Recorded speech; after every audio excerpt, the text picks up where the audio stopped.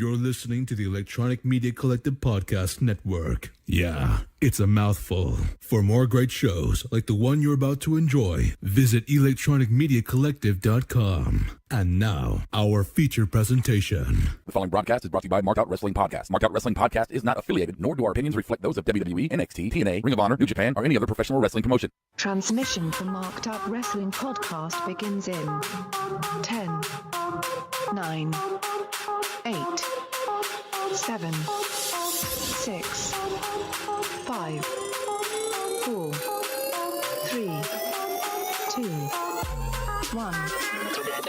Begin broadcast. What's up? Hello. What's up, mofos? I feel like I can barely hear myself. I can hear you. Can you? A little bit. Okay. You're a little low. I'm a little low? Yeah. Well, that's not good.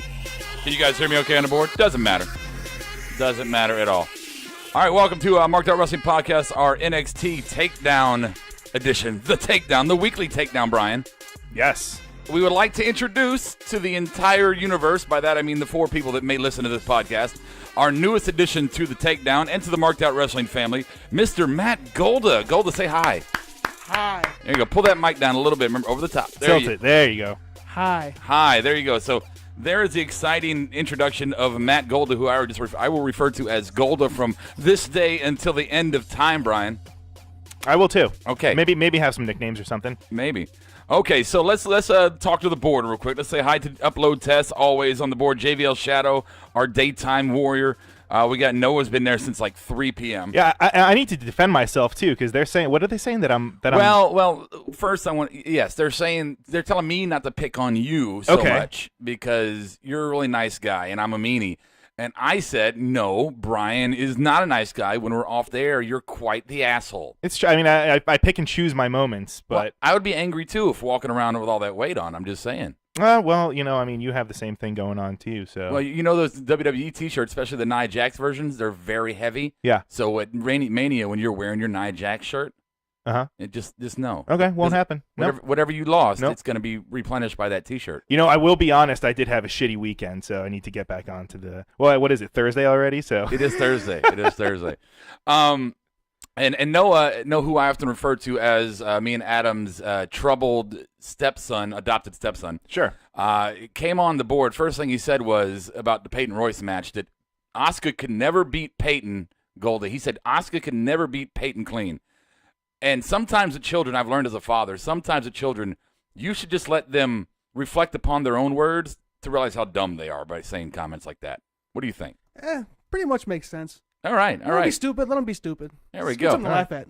The first words from Golda are awesome and gold. Yeah. We have gold from Golda. Wow. All right. Question, Daniel Price. Hey, Rob, if you had access to a DeLorean, would you use it to go back in time and pay Lashley to swerve Trump and hit him with about 500 Dominators and some pavement? Yeah, I would do that. Just break him down. And they already got nicknames for you too. Golda Dust. Golda Dust. Oh, I haven't heard that since the fourth grade. Or what about this? Have you ever heard of Bill Goldaberg? Goldaberg. That's a new one. Really? Yeah. Props to you. Oh, That is new. Go. All right, there we go. I was joking too, Noah. Here, we just do this. Housekeeping? No, thank you. Sleeping. Housekeeping?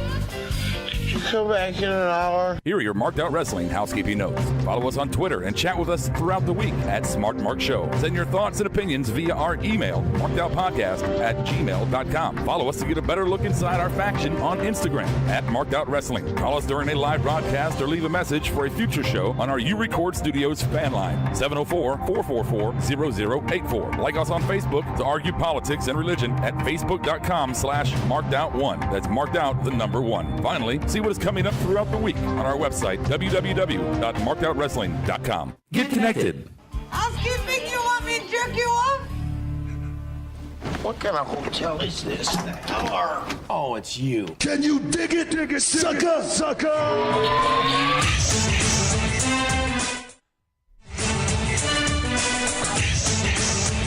All right, so before I hit the music, Golda, we do this our highbrow show of the week, but we'll suspend highbrow for one moment. Noah has a question for you. You see it on the board. He asked everybody new to the show.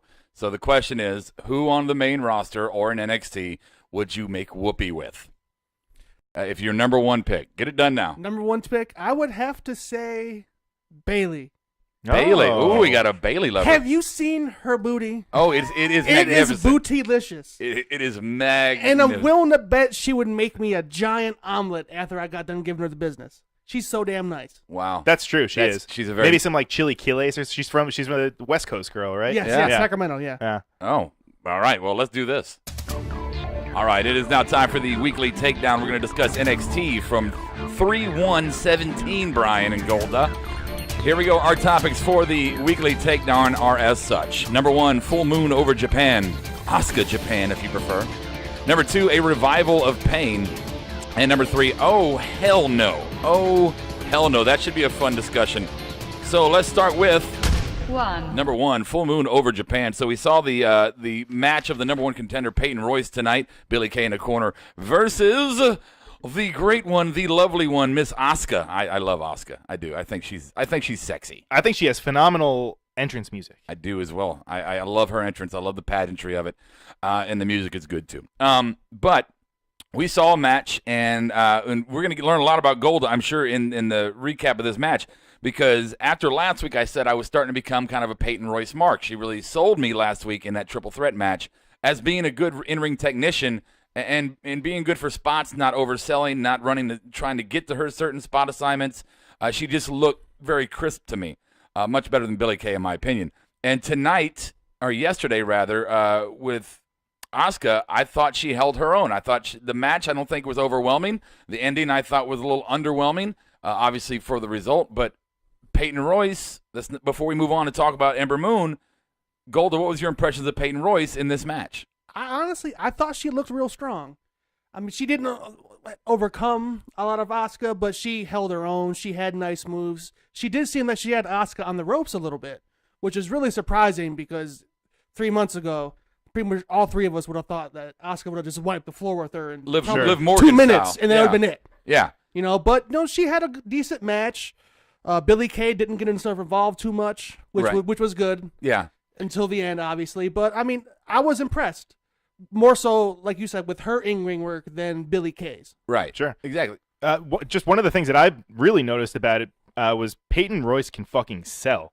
Yeah. And, I mean, Asuka's, I mean, she's going to hit you. She's going to hit you hard. But, I mean, just Peyton, her ability to make Asuka's everything just look even that much more, stronger. It just, that's what kind of got me, Yeah. I was really on board with Peyton Royce. And that's a great point because with Asuka, who is mainly a striker, but with some grappling and submission specialties, strikers really need people to sell. You have to get somebody who can sell hard for you. Grapplers, you don't need a hard sell for grappling. Right. And submissions, you don't really need a hard sell. That's more acting to sell a submission hold. But strikers need that. So Asuka, as good as she may be at the striking game, without a great seller, it can look almost Darren Youngish, kind of just sloppy and Enzo-ish, over the top, just bad. So there you go, a little Enzo love there for you, Golda.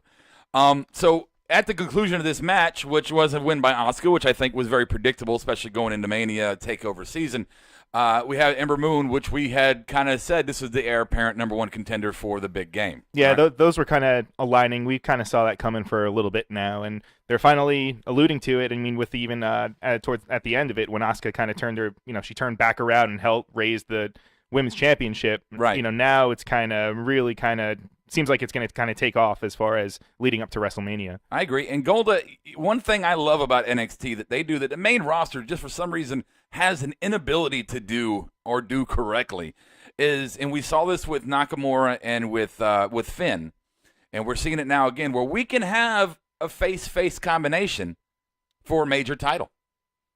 I mean, does that Right. Is that something you notice? Is that something that you care about, being able to have competition without storyline rivalry? Well, I mean, I do like that because that gives you more possibilities for matches. Like, Balor fought Atami a lot. Yeah, right. That's a great match. And the main roster, they're not going to fight because one is a heel, or they're both faces. right. So you say the same 5-match combination Right, over and and over. it's so boring and stale. Yeah. And it's fresh. Yeah. Whether I'm a fan of some people, but doesn't matter because they're giving us something different. Well, what do you and I think? like it. What do you think about Ember Moon? I'm not a fan of hers. Really? She just seems totally uncharismatic to me. Really? Yeah, she just seems like she's just Like playing the part too hard? maybe, I don't know what it is. I can put my finger on it. She just seems really boring to me. I like her moves. I was gonna say even her in-ring work. I mean, I like her in-ring work, but like personality-wise, like it just seems really boring. I mean, she could work. Yeah. It's kind of like the Cesaro treatment, where great worker is just. Did you see her promo she had on the last takeover? Yeah. When she was on the panel. The panel, that's it. Right. It was horrible. It Really? was horrible. All right. I mean, I guess if I reflect on it, I can say that her charisma doesn't outside of the ring doesn't match inside the ropes, obviously. Sure. So yeah, I mean, I could go with that. I don't know if that's enough to pull me down because, like you said, she's a worker, and NXT is more about the work, I think. Right. I mean, she has time to evolve and get those skills better before she ever hits the main roster. Oh, sure. She has plenty of time. I'm not saying that she's horrible. I'm just saying she really needs to work on that if she wants me to ever buy a T-shirt. Well, yeah, I don't know if she's on the fast track for main roster. I think she's probably a good 2-year NXT stay. Well, I mean, Bailey was there forever. I mean, they're all there for a long time, unless you're, Finn, who was there a year and a half. Right. He was only there to sell tickets. But he had 13 much. years experience behind him. Exactly. And, yeah, Ember Moon, who she came from, we said the Booker T school. Yes. Yeah. Yeah. So, she's probably got a lot to learn the system, as you said, build her character up a little bit. I don't hate her. I think that she's destined to be the heir apparent to the Asuka's title. Yeah, I think in this sense, excuse me, it makes sense for these two to be, even though they're both considered faces right now, it makes sense for them two to kind of be locking up at WrestleMania. At Takeover, just because, in my opinion, they're the top two women in the division. I mean, you can't really argue that. Maybe Nikki Cross is kind of up there, but I would say these two for the biggest show. Yeah, that makes the most sense to me. Okay, let's check out the board, see what they're saying before we move on here. Noah said, by the way, Golda, that was a nice pick. Bailey was a good pick, so he approves. Daniel Price, we need someone to be on Noah duty and nail him for a spray bottle when he gets a question and go. Not bad, Noah. All right. Asuka was twice as vicious as Kana, yet very feminine and sexy, was Daniel Price. Noah says the match was awesome. Both women looked great. Peyton was showing off that she could hang with Asuka as well. And Daniel saying Zayn and Nakamura were both faces at TakeOver Dallas and tore the fucking house down. We've seen that several times, face on face in NXT, and they're doing it. Noah says Rob likes Ember Moon because she reminds him of Kiera. Yeah, all black women look the same, Noah. That's Jesus. Wow, real good there. But I do have a taste for the chocolate. She does the eclipse to you every night before bed, right? In more ways than one, Rob. No fucking comment. 2. All right, topic number 2 is going to be a revival of Pain, seeing the DIY rematch with Authors of Pain. And the match itself, no surprise here, good match. Overall, good match. The ending also, in my mind, no surprise here. Now, Golda, you geeked out when you got here talking about Revival coming in on this match. So I'm going to let you just go ahead and start this off. Give us your thoughts on Revival as a whole and the match itself and the interference. The match itself, I thought, was what you expected. DIY, they look strong with their offense, but they have the ability to make the Authors of Pain look like more than just big goons. I feel like they actually look like they are decent workers. Sure. When they're with, the indie darlings, Ciampa and Gargano. Yeah. And when they were set up for the finish, was it the double knees? No, it was the double, the crossface, what the fuck, or the... yeah, well, the Daniel Bryan fucking move. Mechanical decapitation. Yeah, the knee, right? Yeah, where they both hit it. Oh no, did they do that? That was the end. I think they were for double knees. Okay, I missed it. I thought they had the double submission on them in the middle of the ring. That's when DIY came in. Right. I may have missed that if they did double knee. You don't mean DIY? No, you mean Revival, not DIY. Yeah. They did. Okay, it's a botch fest here. It doesn't really matter. This is the next Botchamania. All right. Anyways, but what was the best part was when the Revival came out. Like everybody thought they would. They took out DIY. Like everybody thought they would. But then they had the ability to make Authors of Pain look human. Yeah. Like they weren't the destruction machines that they have been since they debuted. Sure. I've never seen them laying on their back like that. And which is great to lead up for TakeOver because they're not the monsters that they were. Maybe they have a little chink in their armor, and maybe there is a way for one of these two teams to beat them. So what you're saying basically is the whole situation, including the match, was just a really great story being told within that arena. Yes. It's set up perfectly for TakeOver Orlando. They couldn't have did it better, I don't think. Yeah. Well, obviously, we're not doing the going home show tonight, so we're not going to make our predictions for TakeOver. Oh, no. Our official. I mean, if we want to make some preliminary here, because there's only so much we could talk about last night, Brian. I mean, it was a good match. Sure. It was good sells by 6, fairly accomplished, decent wrestlers, decent tag teams. Something obviously the main roster lacks is tag team fundamentals. But if I'm going to make an initial prediction here, I'm going to say that Authors of Pain retains at Orlando, and that pushes definitely a Revival to the main roster, possibly even DIY, even though there's rumblings that 205 Live could be on the chopping block. I don't know if DIY if there'd be anything for them up there, but just give me a preliminary here on your results. Off the bat, I'd have to go with DIY. I mean, really? TakeOver. It's gonna TakeOver during WrestleMania weekend. It's always the culmination of all the entire year's all of their storylines and everything. And usually if there's a heel champion, I mean, a lot of the times they like having the payoff be the face. Sure. Getting the belts at the biggest show. So I could see them going in this direction, especially because nothing against Authors of Pain. I think they do have a lot of steam going for them right now. But I think like you said, they've kind of been coming back to earth as far as what they've looked like and how they've been booked on TV. So I could see DIY sneaking in there and grabbing the belts. But it was interesting also that you said Revival is going to go, they're not even really considered to be, winning this match. I mean, no. Right? I would say, if anything, I think they would take the pinfall from but DIY. But it's strange that now one. we're considering teams that, or even just individual wrestlers that they lose. They lose a big match in NXT just to get promoted to the main roster. Well, I think that was more of a guarantee before, and now it's been they've kind of altered that a little bit, especially with Joe losing his big matches, Nakamura losing his big ones, and having a multiple-time champion, especially with Revival. I don't know if that's necessarily a constant anymore. I hope it doesn't become a pattern. I hope it doesn't either. I just think personally, I think that Revival it's their due. They've earned the big contract. And I even think that Authors of Pain, there's a possibility there just because that's the kind of tag team that Vince might salivate over. I mean, that is right. It's just they're going to win. There's pretty much no doubt to my mind they're going to go over. You're going Authors of Pain? Yeah, Authors of Pain.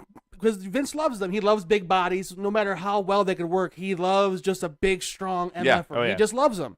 Yeah, absolutely. And it worked out with Strowman, so maybe it'll work out with Authors of Pain. So you think Authors of Pain win this match and then get bumped to the main roster? Or?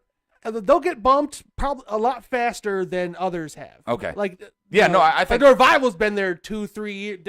Dash Wilder's been there as long as I've been alive, I think. I love your characterization of why you love. Tell everybody out there why you love Revival so much, because I was enjoying that. They are just an old school drag out tag team. Like, there's no frills. They don't jump around.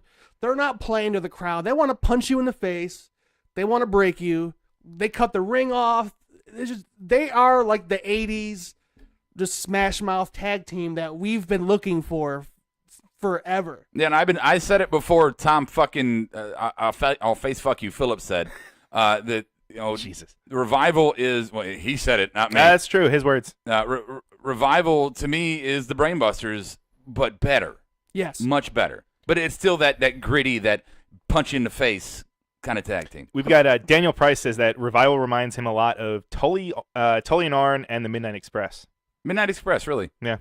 I don't know. Maybe just because they're considered. If you think back to 80s tag team wrestlings, I mean, those guys are going to be. I don't know if I compare them to Midnight Express or not. I mean, Arn and Tully, absolutely. Yes, sure. Yes. Minnesota Wrecking Crew, sure, absolutely. Right. Maybe even touches here and there of Legion of Doom. Midnight Express, I don't know. They seem a little too frilly. A little bit. To be compared to Revival. Right. And I knew Bobby Eaton, and he was a huge cokehead, which everybody in the 80s, I think. Everywhere. I'm pretty sure. This moved into the 90s, though. Yeah. Other ones on the board here. Noah, I love Sanity and Authors of Pain because they look like heels. There's a reason the terms babyface and heel are used. Faces back in the day were clean-shaven pretty boys while heels were usually big, scary, ugly-looking dudes. Sanity fits the bill perfectly. It's a group of hairy, ugly-looking, scary fuckers. Revival are another example of a classic heel tag team. And sure, that's absolutely true. So we're going to see how it's going to shape up. I don't think there's much mystery to this, but I am looking forward to the little bit that there is, Brian, in this. And especially, I think we're all three going to be there. Are you going to be at TakeOver? Okay, so we're all going to be at TakeOver. We're all going to be Mania. So this is another thing to get excited about in person seeing. This is going to be really exciting for that. Let's do this. Number 3 is going to be Oh Hell No. And we might have some arguments here, but my topic title is simply this. Cassius Ohno comes back to NXT, and I already told you I have a problem. The fact that they keep bringing in all these indie darlings and neglecting the developmental people that have yet to got TV time but have been there for a year or more. All right? So, Ohno, sure, he's back. All the indie fucking, I masturbate to indie matches guys, love this situation. Cool. I got no problem. I'll learn to love the guy too, I'm sure. But the fact that he comes back and in 2 weeks' time, he's already getting a shot at the belt, that to me is a slap in the face to all the people who have been there for several years, busting their ass, and even some of the newer indie guys. So you guys go ahead and attack me all you want to on this one. Oh, hell no. Go for it. I think I'm going to surprise you a little bit. Okay. I mean, everybody here knows I love indie wrestling. It's my favorite. Yeah. I'm not that big a fan of Chris Hero / Cassius Ohno. I mean, oh my God, he has good work, but he looks like the Pillsbury Doughboy. I had no room to talk. I am bigger than the Pillsbury Doughboy, but he does not look like. So it's just a look for you. Well, his ring work's great. I mean, his phenomenal work. I mean, he had like probably 4 of the top 10 indie matches last year. Like, I mean, that's legit. I mean, he had a match with Matt Riddle that was just off the charts. And I was explaining to him about the 90-minute 2 out of 3 falls match with CM Punk. Yes. I mean, he's a phenomenal worker. It's just like Kevin Owens, he's big, but I mean, he's only big in his stomach to where like he looks like he like just drinks too much beer. Sure. And that's it. Like some Molson. Yes, yeah. Well, yeah, he is Canadian, so yes, some Molson, that is correct. And it's a little bit Tim Hortons too. He probably a little bit too many Timbits. But no, this looks like he spends too much time at McDonald's. Okay. Well, okay. So for the analytical side, which I love Golda's take there. The analytical side, Brian. Why do you? Because you clearly think that this title shot is deserved. I wouldn't say that I think that it's deserved. Okay. However, the reason why I do like it is because that means that WWE is finally acknowledging. They're really embracing this guy's pedigree from the indies. They're saying that, okay, because normally we used to see them, indie guys show up and then they find, they have to start from the bottom. Now they're letting all these indie guys now come in, and now they're finally saying, okay, you've done that in the indies, you deserve a shot here. And I don't see why that's wrong with NXT. I mean, and plus the guy has been there before. He was there 3 years ago? Wait, still, look, I don't mind if they come in, high-profile indie guys, if they come in, even if they've been there before, and they get some main event matches. Sure. Main event, sure, top of the card. Okay, I'm cool with that every once in a while. But I do think that, they don't have to come in starting at the bottom. They got to pull a Drake. Right. But they should start below the title.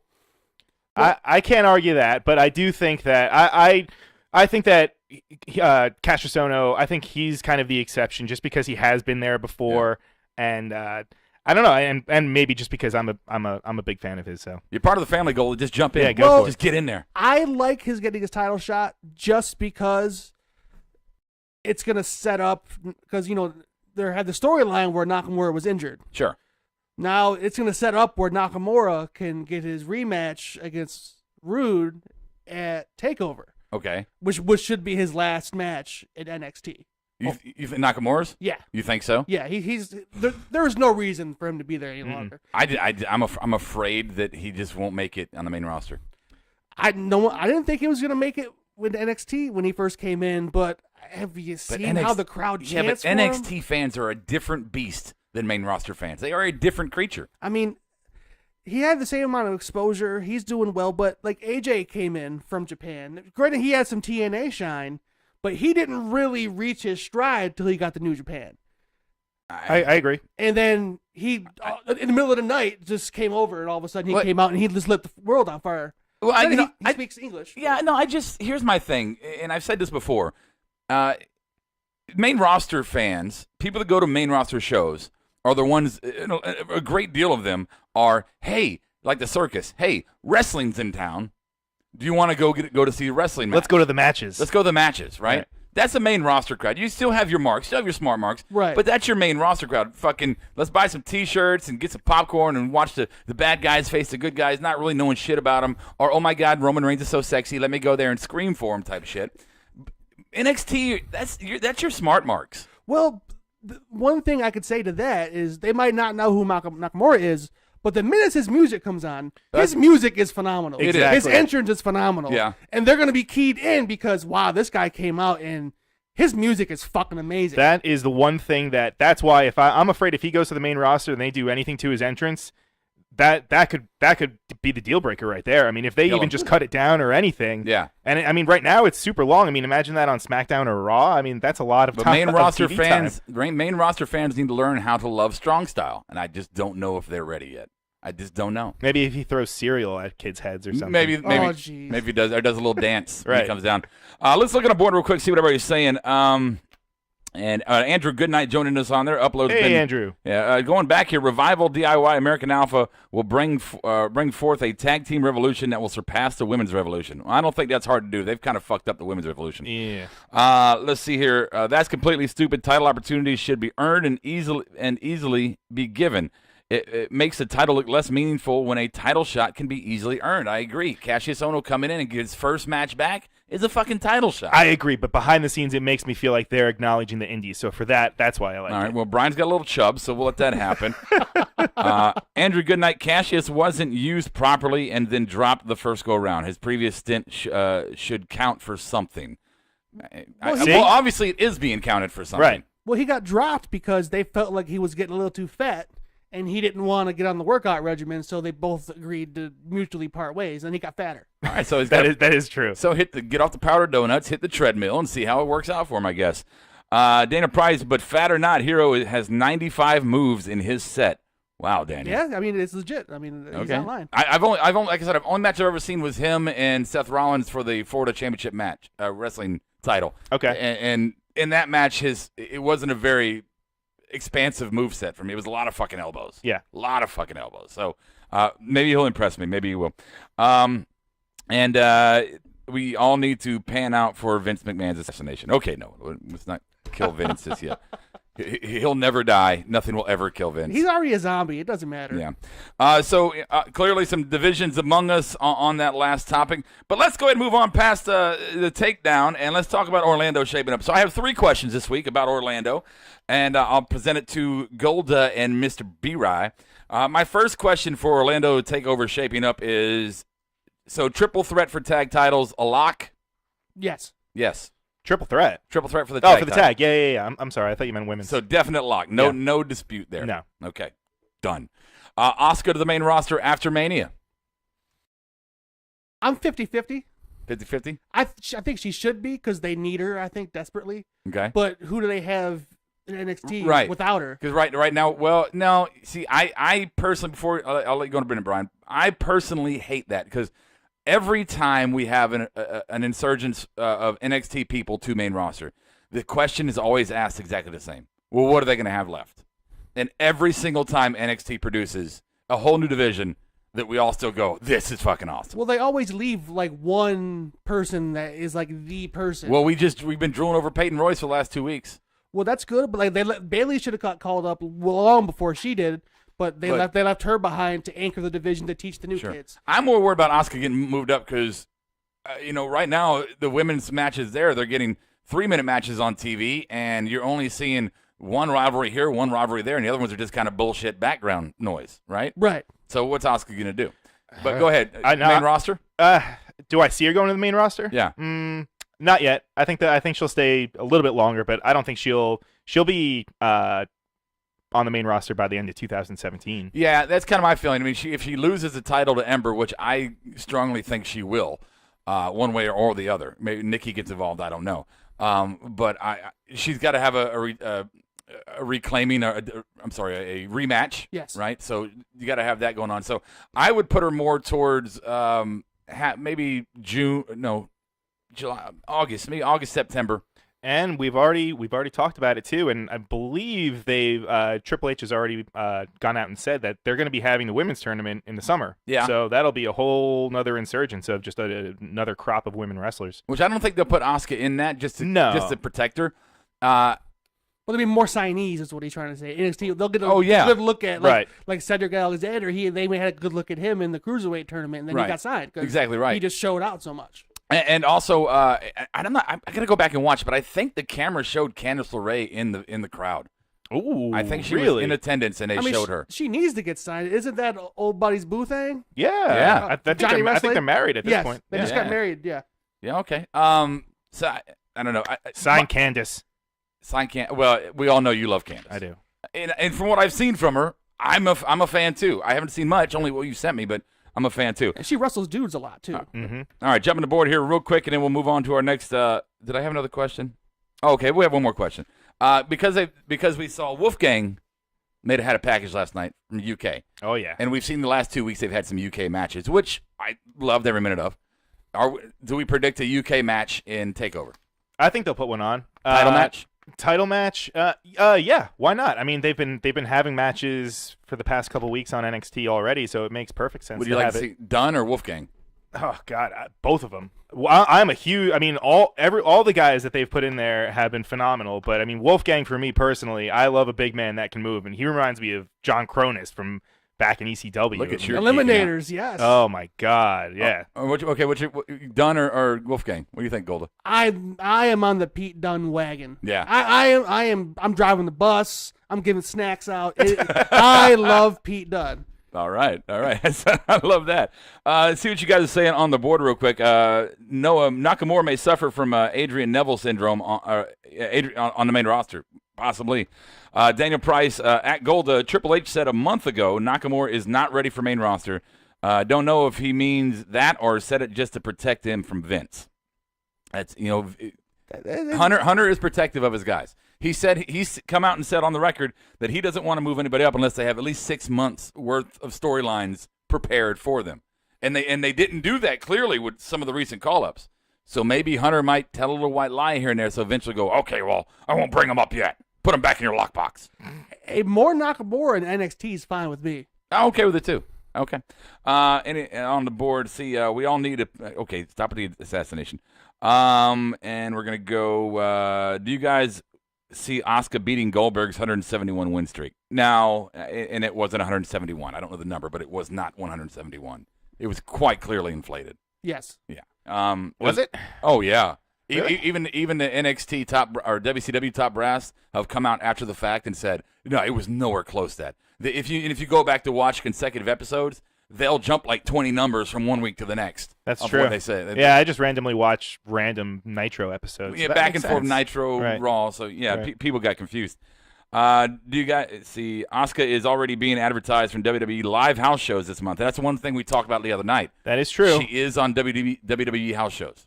So. Well, Samoa Joe, they brought him up for some house shows. That's how he injured. Finn. No, not Finn.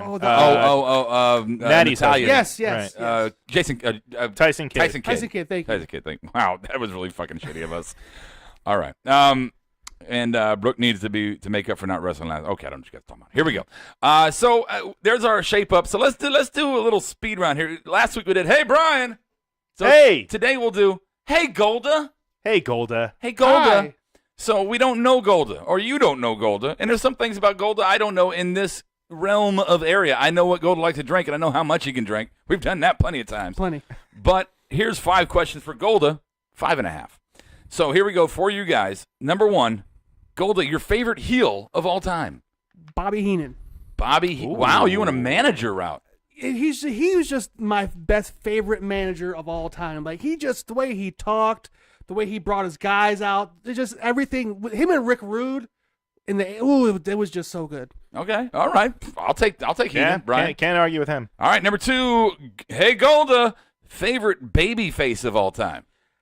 I have to go Hulk Hogan, just because that's the first person Hogan I marched. watched. Yeah, baby. I had to. I mean, I remember I think it was my 6th birthday watching the Ultimate Warrior versus the Hulk Hogan match at my Bell for belt. Yes, in my birthday party. Like all the little kids are like around my TV watching it, and I cried Ultimate Warrior 1. I cried too. I cried like a little bitch. Oh, I will admit look it. at you guys. Yeah, I cried like a little baby. I'm not gonna lie. 2 peas in a freaking pod. Hey, 8 out of 9 WrestleManias, brother. He headlined, That's true. and he was in all 9 of them. I know that from your From your my trivia. which was jacked up, but whatever. And the one he didn't headline, he came out and won the belt at the end. Probably. That's true. fucking true, Right. isn't it? Yokozuna, Wow. right? Yep. Good Yeah. job. Yep. All right. Hey, Golda, favorite finisher? My favorite finisher, I have to be a homer, dude. The Stone Cold Stunner, man. Stone Cold Stunner? Just the way he would hit it and the way certain people would sell it. Oh, too bad. Nobody sold a stunner like The Rock. Thank you. He would do like 85 backflips. But on the mirror of the rock cell? Vince McMahon. Yes. He would just fall out. Just He dead would just fish. fall. You guys are like We're on a the fucking stride here, man. Same wavelengths right now. I know. This Okay. is crazy. Like women on their periods. Right. All right. Same cycle. Hey, Golda. Hey, Golda. Favorite match of all time? For me, it has to be. If you say Flair and Steamboat, we're gonna kiss. Go ahead. I hate Ric Flair, Okay. but that's a story for another day. Okay. For personal reasons, All not right. wrestling reasons. Okay. But it's the Hell in a Cell match with Undertaker versus Mick Foley. How can you not? Yeah. That's it's safe, but it's good. Because it was one of the first WWE shows I watched after.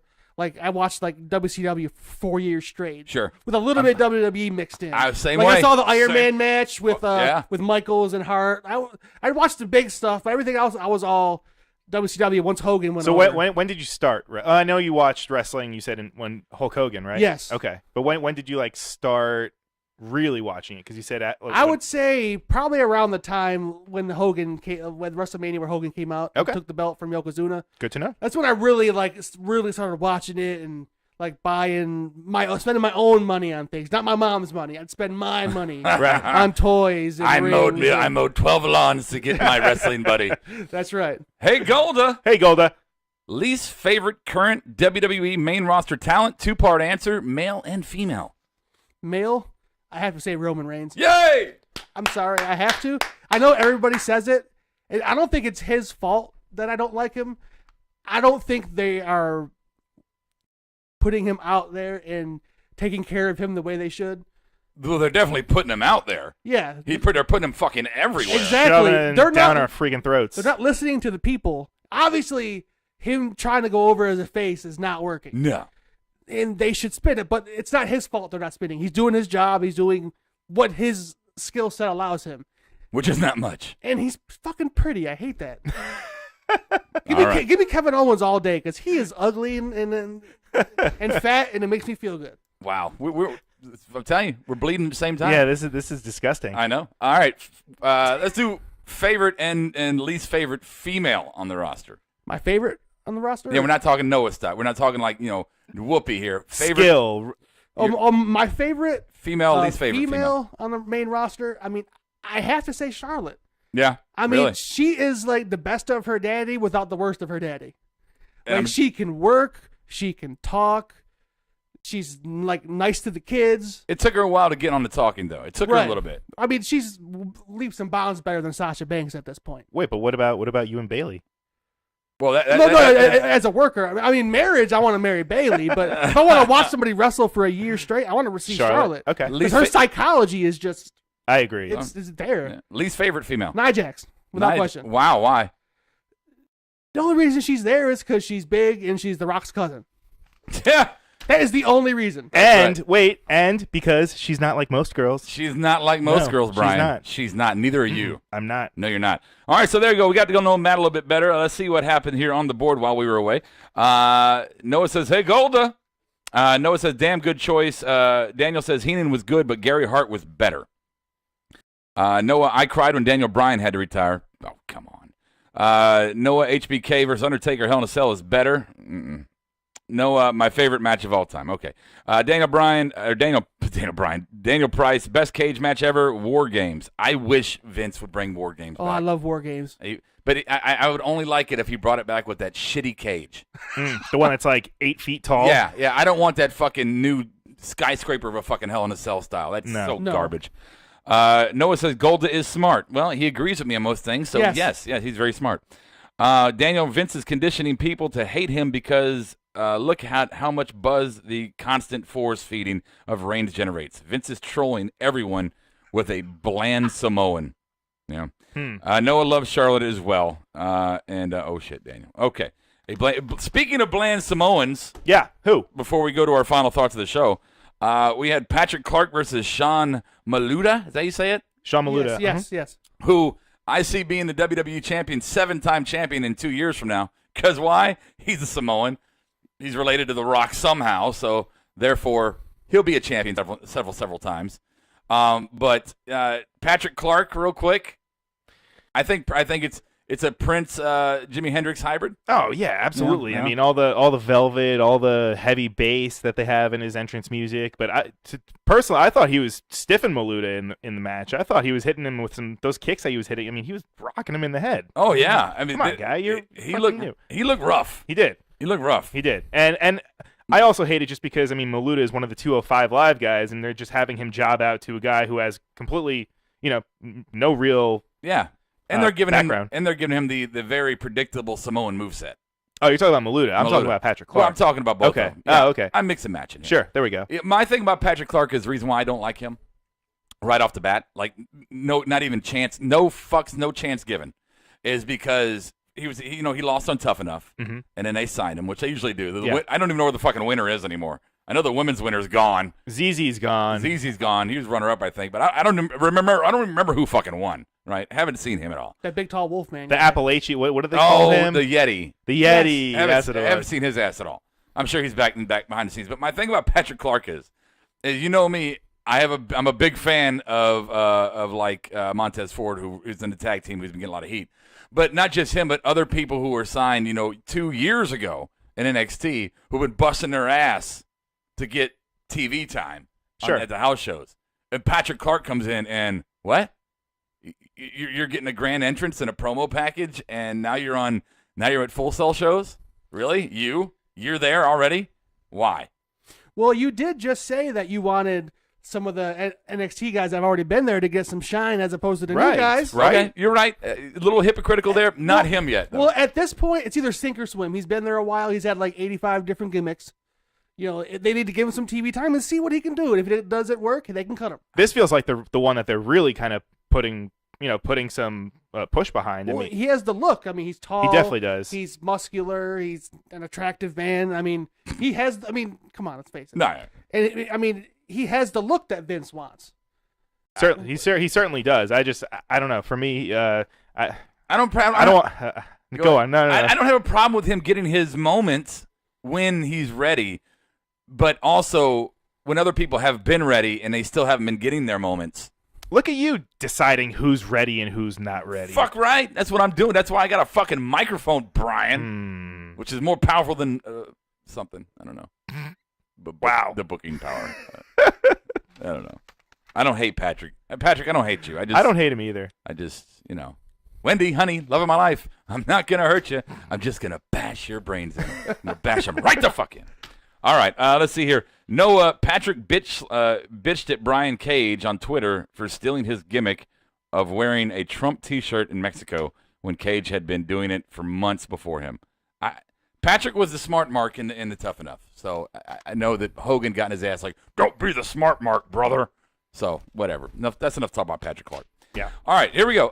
Real quick, don't forget, every Monday night following Monday Night Raw, we have Monday Night Rawsome with myself and the rest of the Marked Out faction. Tuesday nights after SmackDown, we have our Smarkdown show hosted by Mr. Adam of the Bomb. And I will join you later as I work a little later on Tuesdays right now. And again, always here Thursdays at a fluctuating either from 4 p.m. to 5 p.m. start time for The Takedown. We hope you join us next week as well. As you did this week. We really appreciate you guys being on the board. If you guys want to go ahead and throw away your takeaways, your final thoughts on the board, we'll read them once we get around to after me. Let's start first with our newcomer, the newest member of the faction, Mr. Golda. Final thoughts, your takeaway for this show and for the NXT show. This show, very fun. I've had lots of fun. Good. My first time on the show. Good. I have found out that we probably should have been brothers. We should have been. At this point. We should have been. Besides our love of Jaeger and horrible karaoke. Exactly. We should do some DNA testing. Yeah. You should. Yeah. And the show itself, it was a good show. It felt like it drug a little bit. Yeah. But, I mean, Patrick Clark, he that could have not been on there. I could have took a nap during that. Yeah. Okay. But I mean, I felt like it was a good, solid show. The tag match was great. The women's match was great. Okay. So all in all, I mean, it was a good show. Okay. Brian, take away. Final thoughts. I just got to say that NXT now it's got a completely different feel than what it did about 2 months ago. I mean, one of the biggest things that I enjoy it, but it's not the same without Corey. Nigel McGuinness is he's not wowing me. I mean, I love the guy. I love his in-ring work, and I did enjoy his work on Ring of Honor commentary. But I don't know. Right now it's not sinking in yet. I mean, maybe he just hasn't hit his stride, or maybe it'll grow on me. But right now, it's just I don't know. It's not really. It just makes the show have a completely different feel than it did, especially all the new faces that we've been having too. But I mean, I'm definitely still in the boat of I'm excited for the NXT for Takeover than I am WrestleMania at this point. I mean, hopefully something else changes for the WrestleMania card. I don't think it will. I don't think it will either. I mean, okay. Yeah. You done? No. Yes. All right. So I'll echo one of the things you just said here. He's going to the commentary team. Is Nigel is not Corey, and we have lost that heel dynamic to the announce team. What's the other dude's name? Tom Phillips? No, not Tom. Fuck your face, Phillips. No, the other guy. Oh, Percy Watson. Percy Watson. Where the fuck is he even at? Is he taking piss breaks every match? All I hear is, yeah, that was a good move. Oh, he looked like that hurt. I mean, that's exactly that's just. I mean, same thing on. Well, I mean, he's like Bob Uecker's co-host in Major League. Hey, really? I mean, he really makes David Otunga look like he's Jim Ross. That's what I was gonna say. It even makes like the SmackDown announce team. I mean, it's the same thing. They have too many. They don't need the fourth person, just like NXT doesn't need a third person. If two guys worked for 40 years, why change it? Yeah, I don't know. Blows my mind. But Nigel's not blowing me away. But my actual final thought is that going into Royal Rumble for the main roster, it was exciting. It was, my God, there's so many webs of storylines. There's so many possibilities that happen. And then Rumble happened, and then it went flat on his fucking face. Everything became predictable at that point. The Rumble itself was predictable. And this overall WrestleMania season, I thought has been very predictable and boring, and just, God, get to Mania, because the setup is just non-existent. It's just not there. It's just been horrible. But on the other side of the coin, I do like the fact that NXT has, like you said, the feel, minus the announcers, is they have been ramping up for the grandest stage the way you should. They are slowly building their matches, where we say it every week. We don't know what the NXT card is going to be. And every week, maybe we go, okay, now this is going to happen. But last week, we didn't know it was definitely going to be a triple threat for the tag title. We didn't know it was definitely going to be Ember Moon. You know, we still don't know if it's definitely Ember Moon. We still don't know if it's definitely a triple threat. But we do know that we don't know. To me, that is how you build up the biggest show of the year. You don't let everybody know ahead of time everything that's going to go down and make it obvious from one pay-per-view, i.e. Rumble. Because Rumble set the entire fucking Mania card. Well, I mean, they've done it for WrestleManias. You know, they'll book a match at a WrestleMania the year prior. Well, yeah. You know what I mean? Like, right. Well, and that happens, but you still get some unknowns between Mania and Rumble. Right. This year, we everything has been known, and not just because the card got leaked, because it was fairly fucking obvious. You know? Yeah. I mean, Undertaker looks at Roman in the Rumble kind of off the cuff. Okay, that's happening. Dean Ambrose and fucking Corbin, they tangled it up. Okay, that's going to happen. It's just, everything's fucking obvious. I've liked that, though. The Corbin. Yes. No. Yes. I haven't hated that. I really haven't hated it. All right, final thoughts on the board, then we'll call it a show. Let's see here. Aries should be on the main roster. He's a fantastic wrestler. It's an upload test. But his actual final thoughts are, what's Golda's thoughts on Big Boss Man being a Hall of Famer, and how do you feel about his career compared to Roddy Piper's? I mean, he has asked this question like 7 times now, just in this one chat. I love the Big Boss Man. He was like the original, like, kind of like big man, big worker. Like he was a hoss.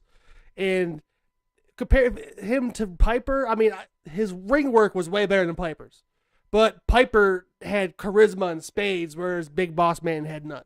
Okay, I like that answer. Yeah, I'm okay with that. That's a pretty good assessment. Boss Man, is he a deserving Hall of Famer? I mean, you have Pete Rose in the Hall of Fame, so why not Big Boss Man? Well, that answer doesn't really sad. I mean, yes, I think so. Yes. Okay, thank you. All right, let's see here. Takeaway for Noah is going to be, can't wait to have Golda on the show. He seems like a smart, cool dude. Peyton Royce, NXT is continuing to put out quality wrestling on a weekly basis, and the hell with Fastlane. We'll see you Monday, Noah, as well. Daniel Price, final thoughts. Levesque should focus more on keeping his NXT roster consistent and strong and less on being involved in main roster storylines. He needs to let characters develop without him involved. Levesque can shepherd in his NXT crew and the ones who have gone main roster without having to be about him. Yeah, and I agree, and I think he's done that for the most part. But you have to know, WrestleMania, Hunter's going to be in the picture for WrestleMania. Oh, absolutely. He is the, I hate to keep using the phrase, but he is the heir apparent to Undertaker as far as Mania is concerned. Once Undertaker's gone, Hunter becomes that I'm at every Mania, and that's pretty much it. Exactly. So, and you know what? And I'm okay with it because with the pageantry of Taker's entrance being lost after he leaves, Hunter is the best thing going as far as a very pageant-heavy entrance. Well, I mean, they've got Finn now. They've got Shinsuke. And, I mean, now they're kind of coming around with... Yeah, but Finn and Shinsuke are going to be fairly the same, even if you mix it up a little bit. Hunter always has a different... Yeah, he always goes pretty crazy, I guess. It's always like a movie with him. Like, he has, like, this long, like, 3-minute... It plays out like a movie. Right. And, like, a couple years ago, it was... Terminators and They Stephanie got carried on the throne by the girls. Yeah, I mean, every year it's like this long, drawn out, like big, flashy scene, and it's something different every year, and I like it. Yeah, I love it. Maybe he'll do Minions 2 this year. Ooh, that would be fun. No, Brian. Oh, you just like Minions because they look like Twinkies. There you go. Funny. I do like Twinkies. Yeah. All right, guys. That is going to do it for our show this afternoon, rather. Don't forget, next Thursday night, we're doing it again for Brian. And everybody say, well, we already said hello to Golda. So we'll just say, Golda, it was fun having you on the show. Yeah, man. And hopefully Golda will be here weekly, if not whenever he... Okay, cool. Well, there you go. Yes. Locked in. You heard it. We got the fucking commitment there. And just to put it out Can't back out. Right. Before we get out of here, just to put it out there about Golda and Brian, too, as we have shown you, they like to, they mark out over indie shit. They throw up and they mix it together and they eat each other's throw up. And they're totally marked out over indie shit, right? It's a very disgusting situation. But Golda is an indie freak here locally, and he has got the hookup when it comes to hookup, especially at PWX. He goes to all the PWX shows. Yes. Gets to meet all these guys that are mainstays on their rosters, as well as the headliners that come through. You get to meet them all the time. Right, exactly. So we're going to be pushing Gold out there to get us some good, cool interviews. We're going to be talking a little bit more indie shit, maybe some on this show. Maybe we're going to start an additional show to kind of throw out there from time to time with the indie connection of Brian and Golda. And we're ushering in a whole new era of Marked Out Wrestling podcast to add to what we've already been doing so spectacularly. All right. So, guys, we appreciate you being on the board. We appreciate you guys listening in podcast land. As always, mark out like no one's watching. I'll catch you on the flip side. Marked Out Podcast is recorded, edited, distributed, and marketed at U-Record Studios in Charlotte, North Carolina. For more information on optimizing your podcast for increased listenership, check out U-Record on Facebook, Twitter, and email sales@urecordstudios.com or visit the website www.urecordstudios.com. Yes! Yes! Yes! Yes! Yes! Yes! Yes! Yes! Yes! Yes! Yes! Yes! You're listening to the Electronic Media Collective Podcast Network. Yeah, it's a mouthful. For more great shows, visit electronicmediacollective.com.